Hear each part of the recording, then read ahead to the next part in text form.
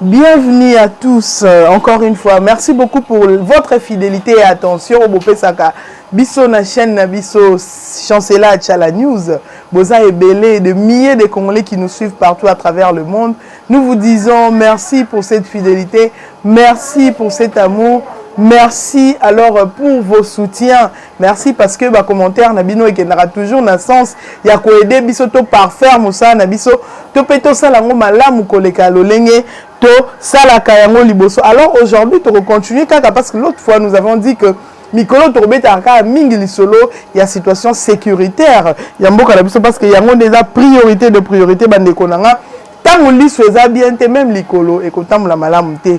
Tant liboko eza bien te et ko paralyser ko sala que la main ici ezo salo pasi mais même likolo ezo ko rakotambola te nous le savons parce que toyebi ndenge nini biso kutu tozaki na libana na diaspora toyokaka pasi pe to bana to continuer koyoka pasi ya guerre o ezalaka na est makasi sous Kabila. Des milliers de Congolais bakufaka na est. Voilà pourquoi Kabila kenek pa ba protestation et les cas qui to sala ba sitting to sala to ko sala ça fait que Kabila parte et que nous ayons aujourd'hui un Congolais de père et de pendant ce temps na état oyo toza ezali na est ya République démocratique du Congo ne ezala ki état oyo ko permettre to sala yango na baki état de siège et sala ki même état d'âme ya autorité congolaise, tu peux continuer comme ça l'état d'âme, il y a une autorité congolaise, état de siège, ils ont continué les locaux ça la makambo tozo mona ba retomber na ngwa malamu, ba retomber malamu li osezani bande konanga nous sommes sans ignorer que batu banaye ko kufa, ezaki ba estimation, ça je l'ai toujours dit, ba chiffre moko estimatif banaye ko réduire même pour la sensibilité congolaise à la toucher, mais grâce au mouvement qui était à l'est et ça que tu ba quand même à peu près combien de gens vont aller au Koufa. Mais aujourd'hui, avec l'état de siège, on sait au moins comprendre que ville Oyo, ton village Oyo, ton boto qui peut avoir groupes armés, FRDC a récupéré yango. Grâce à l'état de siège, tu sais que mais les gens ne sont plus en train de mourir comme avant. Également grâce à l'état de siège, ils ont l'exception que l'infiltration qui m'a cassé dans le service de sécurité, dans le service, il y a renseignement, topé dans la police, dans la FRDC. Grâce à l'état de siège, tu as une gestion criante sur les acquis dans l'Est. Il y a une autorité territoriale. Il y a une frontière, c'est comme qui passoire. Il y a même des sujets ougandais, rwandais, des sujets tanzaniens, des sujets chinois. Je répète, parce que le noir, on doit comprendre qu'il y a des noirs à cause d'un épée congolais. Mais jusqu'à voir des sujets chinois avec des passeports congolais. Puis, est-ce que tu as déjà contrôlé mon akaté que chinois a bâti la nationalité congolaise? Il faut qu'on l'annule. Est-ce que par acquisition, on peut avoir la nationalité congolaise selon la constitution? Mais est-ce que ça qui démarche pour notre nationalité? Les conditions sont réunies pour la nationalité. Est-ce que nous devons respecter un Chinois qui ne sait même pas parler ni l'anglais, ni le swahili, moins encore le lingala, le français qu'on oublie. Avec la langue chinoise. Comment est-ce possible que nous avons la nationalité congolaise? Tout le monde est congolais d'origine awa. D'origine, je répète, congolais d'origine, mais nous sommes tous.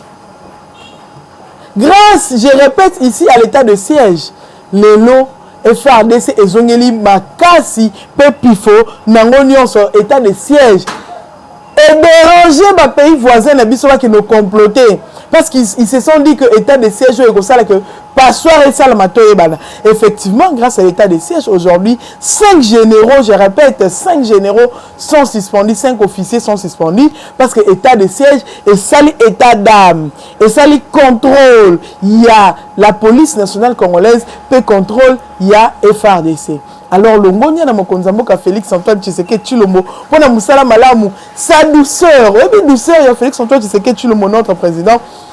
J'ai toujours dit aux gens que c'est un fin diplomate. Généralement, les diplomates, ce ne sont pas des personnes qui s'agitent. Généralement, je répète, les diplomates, ce ne sont pas des personnes qui partent vite en besogne. Ces gens-là, ce sont des personnes qui prennent des décisions, je répète, des décisions douces. Ajoute des décisions fâcheuses, mais de manière douce. Ajoute des décisions et qu'on fragilise mon mounia, mais de manière douce. Ça, c'est la nature. Il y a mon Konzamboka Félix Antoine Tshisekedi Tshilombo. Nature, oh, malamu, tout le monde n'est pas naïe parce que état de siège, nous avons répété, Bandekonanga, état de siège et déranger même les autochtones qui mangeaient sur le sang de nos frères. Et déranger la communauté internationale, le lot au bazar bouche, mais silence radio.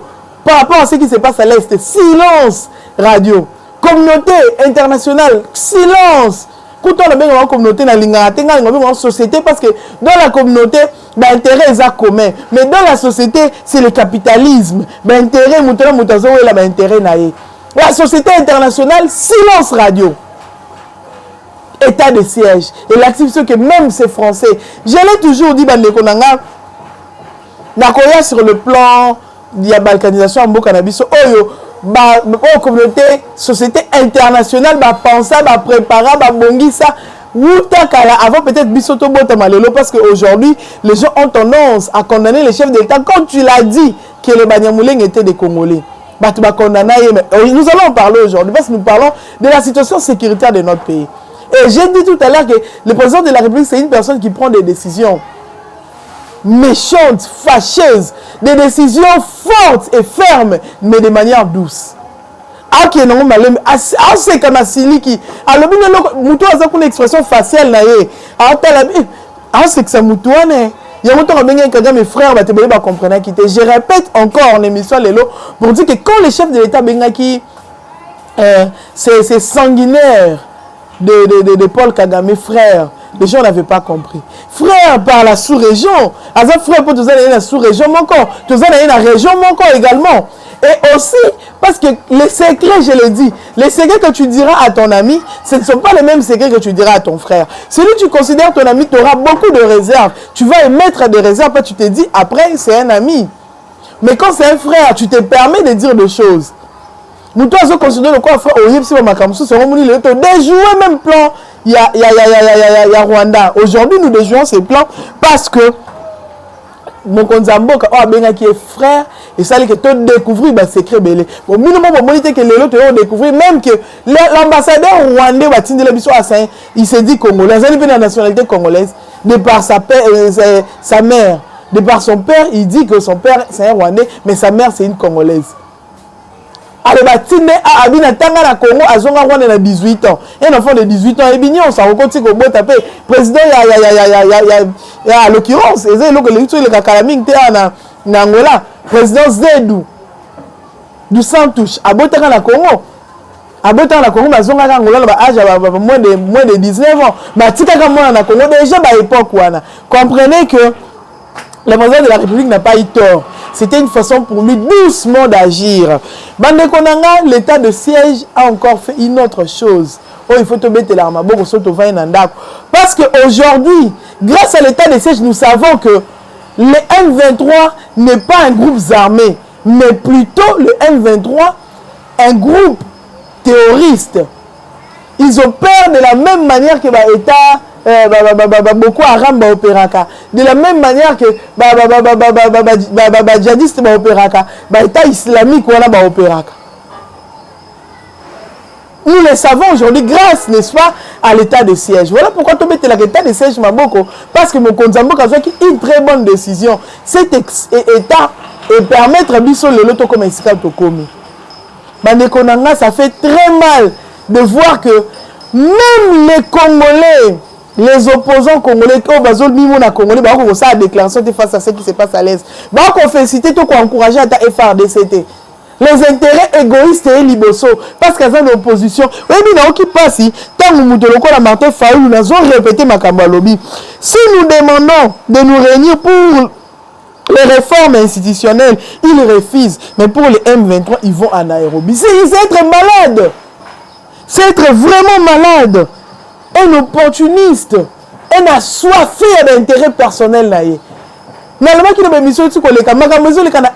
Ils ont concerné tout Congolais, que vous soyez dans l'opposition, dans le pouvoir.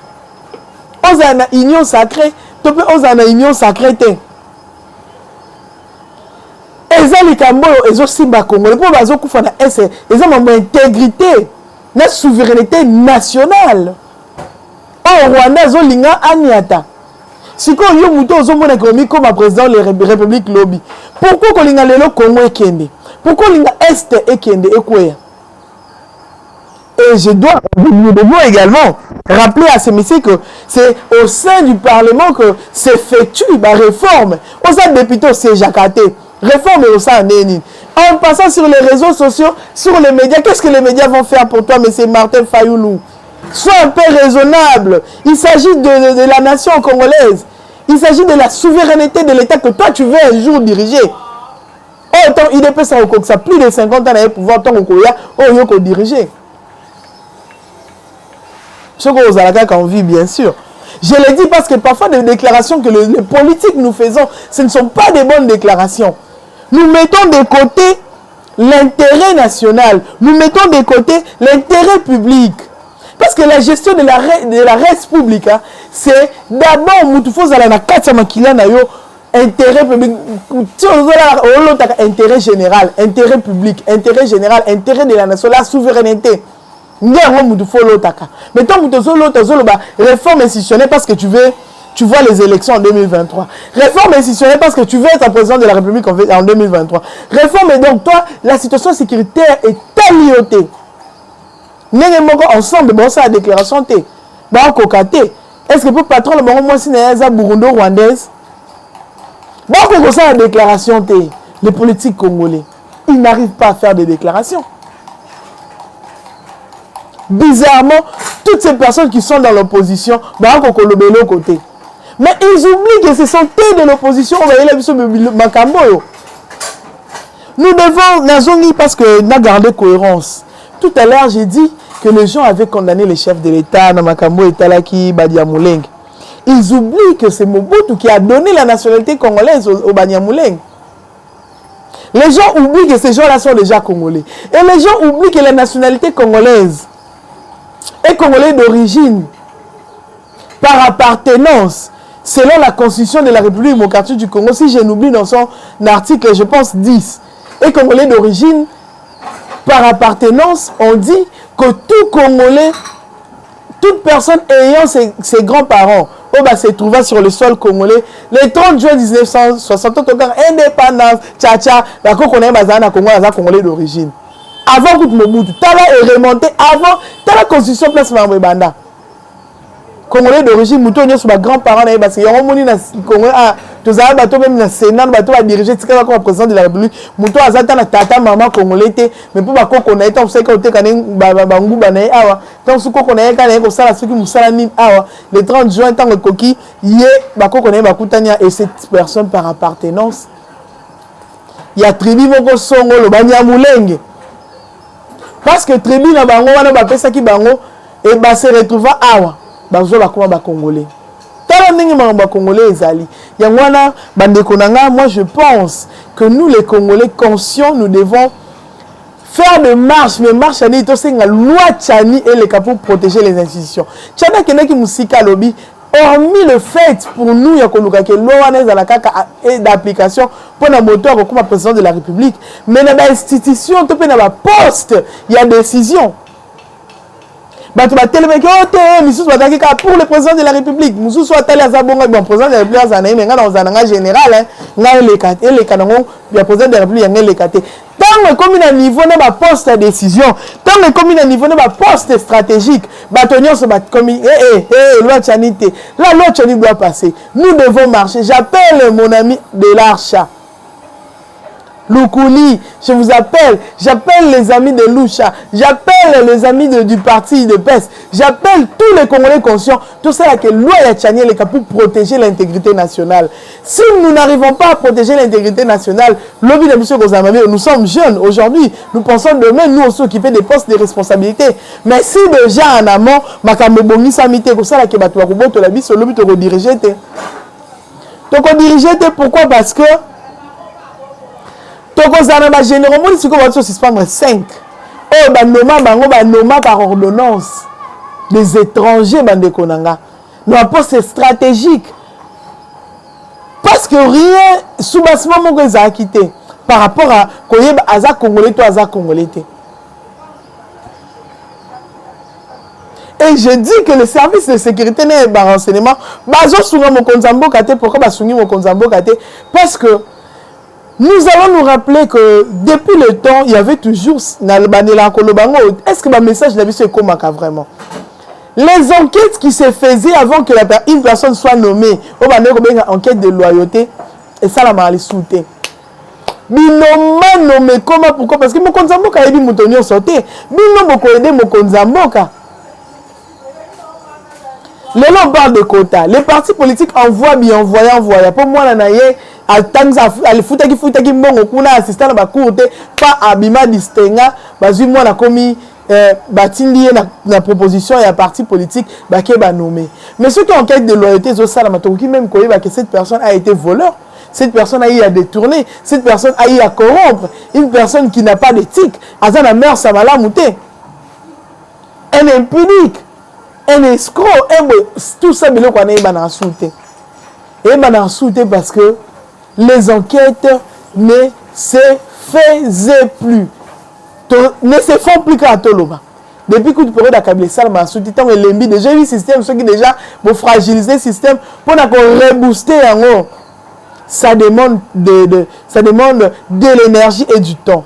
Alors tout ça pour ça énergie et la renouveler pétant wana ezala ya ko sala musala mala mo konzamboka son excellence Félix Antoine Tshisekedi Tshilombo tu avais été chancelier à la news Olanda Kayango. Alors ces messages tu as vu que kokomela yo en tout cas service à sécurité topé à renseignement au tobeni ANR agence nationale de renseignement bazonge la système au konzamboka parce qu'ils ont dépendre de la présidence de la République. Oh yoza mon konzi numéro 1 parce que vous-même qui êtes l'institution présidente de la République to sengi pardon mon konzamboka enquête à loyauté zonga de manière à ce que tous à la lisusu na makambo to tsokuta na ngote yo moko za témoin. Vous avez vu les Congolais, nous on a été témoins to attaquer dans Mpanza M23 to ki okuta un des colonels akufi na kata M23 akufi na ngamba ba rebelle. Quid, Congolais, on a un rebelle à alors ça fait mal, nous ne voulons plus de ces choses. Nous, Congolais, on ne veut plus de toutes ces choses. Tolingi sous théâtralisation OOT. Tolingi sous biloko OT. Maintenant que les FRDC sont déterminés, sur tel message, on sait que VTRT pour tout ce qui m'a derrière. Toboy cessez les faits et baboy cessez les faits. Tokokene si faut tokota Paul Kagame lobi roi des hommes qui toi bunda. Ah mais il est malade, il est toi Kagame, tu es fou toi. Tu es malade Kagame. La maladie tout te dérange. Le toutisme te dérange Paul Kagame. Tokokomi ça mon émission est comme ça Rwanda champ de bataille. Tu exterminer comme si nous champ de bataille. Si c'est le Rwanda comme champ de tir FRDC. Donc comme ça Rwanda champ de tir parce que trop c'est trop, c'en est de trop. Nous devons montrer à ces Rwandais que les Congolais nous appartiennent et le Rwanda peut aussi nous appartenir. Nous savons qu'ils sont derrière vous. Tout le monde na Russie kuna nenge bazo menacer na Ukraine, Russie zo menacer Ukraine. Communauté internationale parce que l'intérêt na bango est Ukraine. Mais pour la Congo, pour l'est du pays, bouche bée, silence radio, ils ne disent rien. Nous avons expliqué l'autre fois que les Français, les Américains, les Anglais, les Occidentaux, bref, Baroti Kalaka qu'on soit jamais position à la République démocratique du Congo. Vous savez pourquoi? Parce que déjà, c'est dirigé toute cette communauté, société internationale, ils sont dirigés par la famille royale, il y a la Grande-Bretagne. Ce qui est dans il y a Belgique, il y a le roi Philippe, il y a l'Espagne. Au moins, ce sont des cousins. Au moins, il y a des cousins, neveu, il y a Queen Mada. Et il créé force. Globing Moko Yamakasi. Ils sont ensemble avec les Juifs. Et ces Juifs, ce sont eux qui dirigent les États-Unis. Pratiquement, ce sont les mêmes personnes. Et ces personnes-là, on a vu comment est-ce que le Rwanda est allé signer à violer aussi au vu de tout le monde les droits internationaux, les droits sur la protection. Il y a des migrants. Violent en Grande-Bretagne. Tout ça pour toucher à la souveraineté nationale de notre pays. Le Rwanda vient de violer ici le principe de respect des frontières héritées de la colonie. Bouche bée, silence radio. Les Occidentaux, silence radio. Pourquoi? Parce que principe pour la violer comme ça Cohen.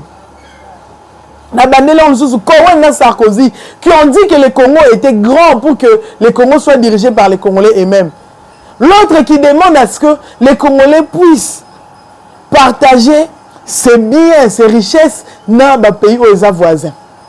Est-ce que c'est le quoi d'andaku? Papa, le quoi d'andaku n'a pas amené yokuna voisin to nda comme qui botiba de belé nda ko exemple que c'est pour autant faut senga muninga za nda comme nene après ça au couloir. To pe chama no ba no balala. OK, on nous kana ba tumususu ba ko prêter main forte, bo brutaliser muto za nda comme nene. Ce n'est pas nous. Bo senga nzambe, bo tuna pourquoi nzamba sala ki bongo. Ça ce n'est pas nous. Ça ce n'est pas nous en tout cas.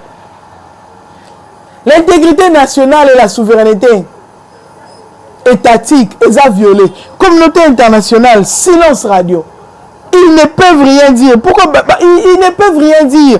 Parce que leurs fils, leurs enfants, le Rwandais, des bisous ont attaqué Siko.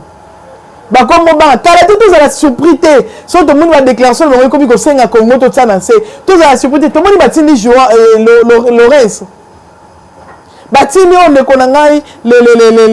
ne les penseurs congolais azobenga Katangi batini Katangi azo diriger Angola batini ya ko senga to libérer les deux détenus de Zokanga to libérer bango vivant mais bango yonga na lobaki moi Exode je suis prête na yebisa mo konzamboka na zo yebisa ko mo konzamboka ke Sem Félix Antoine Tshisekedi Tshilombo je suis prête qu'on aille rendre ces deux militaires, tous ceux qui sont qui ne toquent pas si bango.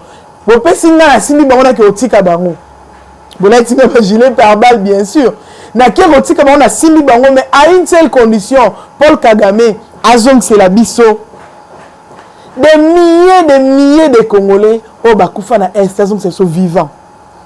Comme nos frères, nos sœurs, nos enfants, nos fils, nos sœurs, nos grands-mères. Nos pères, c'est la biso bango, baza vivant. Mais c'est le moment vivant. Sinon, ils seront jugés ici. Pour l'abattoir, ils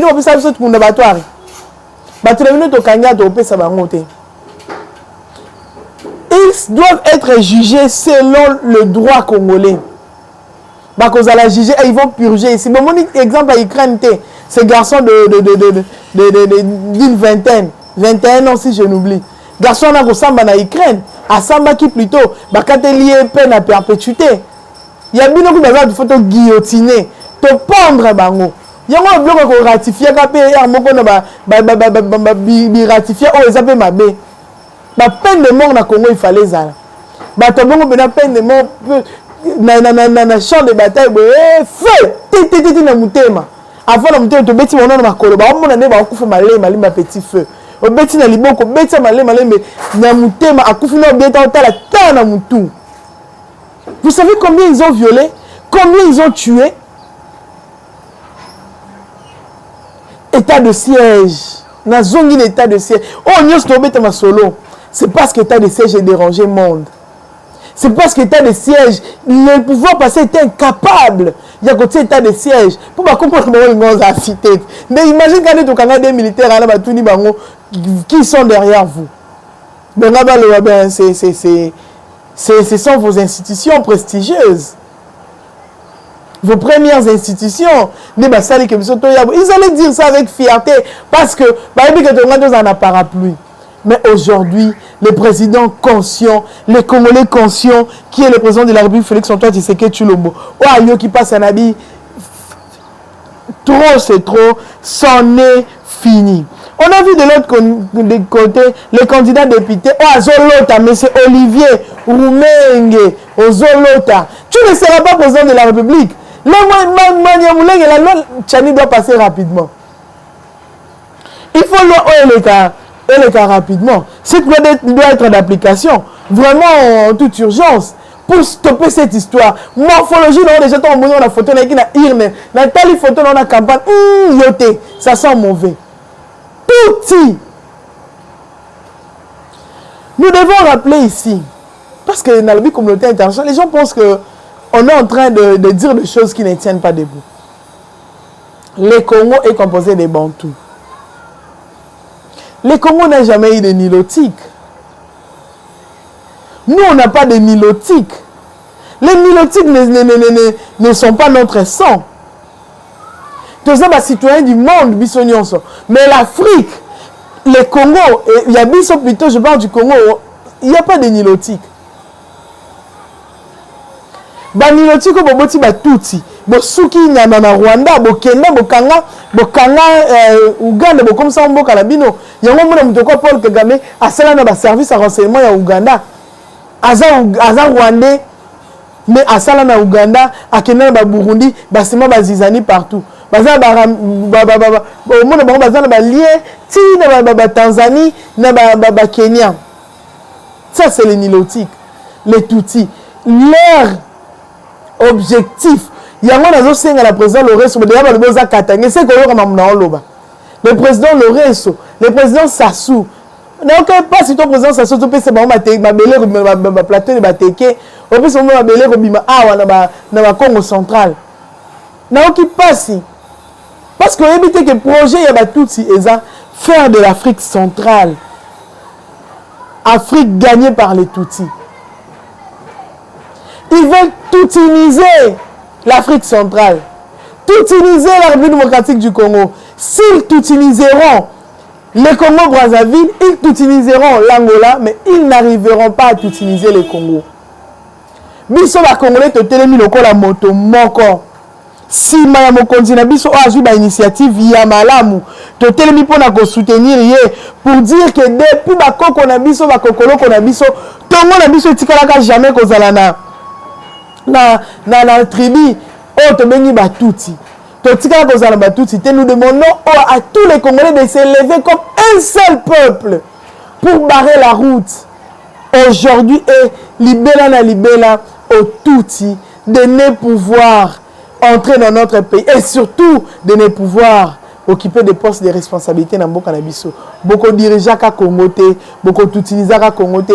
Dès que Olivier, l'OTA n'a eu comme bon te semble parce que les rêves est permis, l'OTA ronflé, l'OTA n'a pas eu son ligne, Roumenge, ce qui est Roumenge, yom to koyeba, l'OTA, mais tu ne seras pas candidat à député national.